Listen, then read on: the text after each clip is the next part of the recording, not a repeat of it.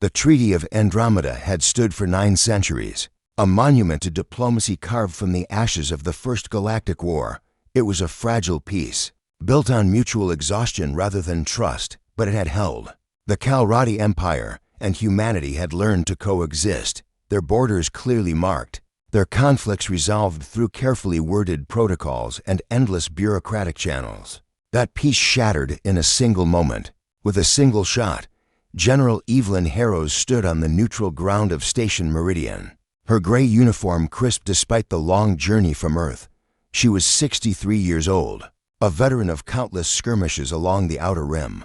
But more importantly, she was a believer in the treaty. She had built her entire career on the principle that war could be avoided, that civilization meant choosing words over weapons. Across from her, the Kalrati delegation waited, their crystalline exoskeletons reflecting the cold station lights. Ambassador Thekiner had requested this meeting personally, claiming urgent matters required discussion outside normal channels. Evelyn had agreed, as she always did, because that was what the treaty demanded.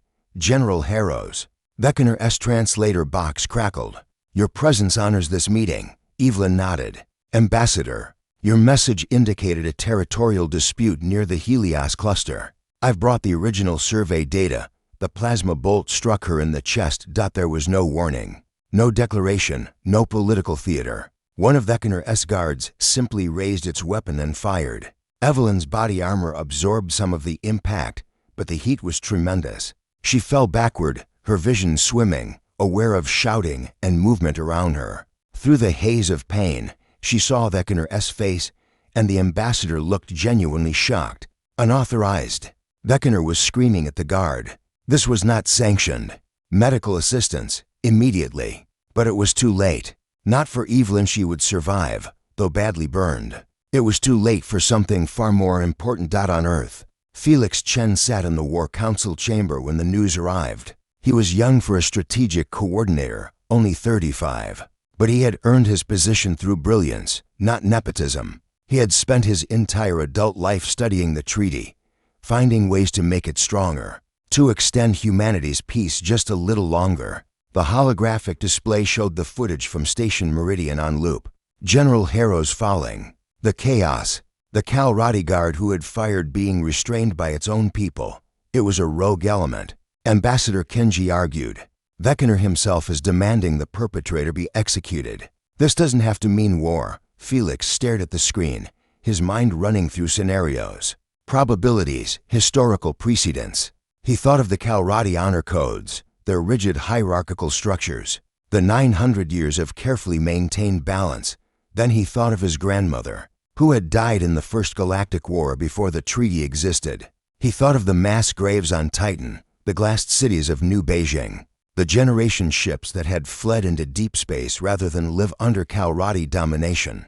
Article 47, Section 3, Felix said quietly. Any act of violence against a general officer of either party, regardless of circumstance or intent, constitutes a breach of the treaty. No exceptions.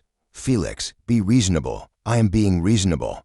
He stood, his jaw tight. Our ancestors wrote that clause specifically because they knew that if we ever started making exceptions, the treaty would become meaningless. The Kalrati know this too. That's why they've been so careful for 9 centuries. One individual's action represents the empire that fielded them, armed them, and placed them in that room. Felix turned to face the council. General Harrows is one of our most decorated peace advocates. If we let this slide, we're telling the galaxy that humanity can be attacked without consequence. We're inviting the next war. The vote took 3 hours. It was closer than Felix had hoped, closer than it should have been. But in the end, humanity chose to honor the words their ancestors had written in blood. The message went out on all channels. The Treaty of Andromeda is hereby dissolved. Humanity recognizes a state of war with the Kalrati Empire. The Kalrati response came within the day, not from Thekiner, but from the Imperial High Command itself. It was surprisingly brief, acknowledged. The treaty is ended. What followed was unlike the First Galactic War. Humanity had spent 9 centuries preparing for a war they desperately hoped would never come. The Kalrati had done the same.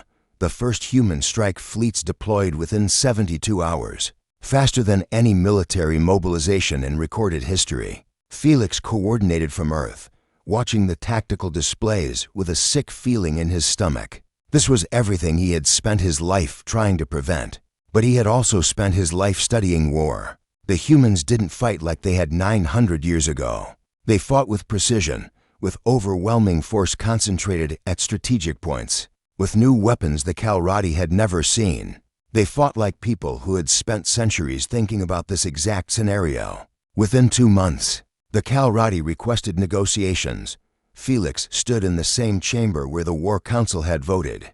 But this time, he wore a different uniform. They had promoted him to negotiator general, a rank that hadn't existed. Since the original treaty was signed, Evelyn Harrows sat beside him, her chest still bandaged beneath her uniform. She had insisted on being present.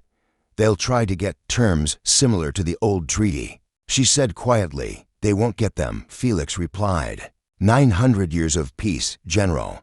That was priceless. They shattered it in one moment of carelessness. The price for that is high. When the Kalrati delegates arrived, Deckener was not among them. Felix laid out humanity's terms. New borders, reparations, monitoring stations. 100 clauses designed to ensure this could never happen again. The Kalrati negotiators studied the document with its multifaceted eyes. These terms are harsh. They're fair, Evelyn said, speaking for the first time. You taught us that peace requires perfect vigilance. We won't forget that lesson again. The new treaty was signed 3 months after it had begun. It was called the Treaty of Harrows, named for the woman whose shooting had ended in age. Felix watched the signing ceremony from Earth, exhausted beyond measure. They had won the war, if you could call it that. But he felt no triumph, only a profound sadness for what had been lost. 900 years of peace, ended by one moment of violence. And humanity would remember that for the next 900 years to come.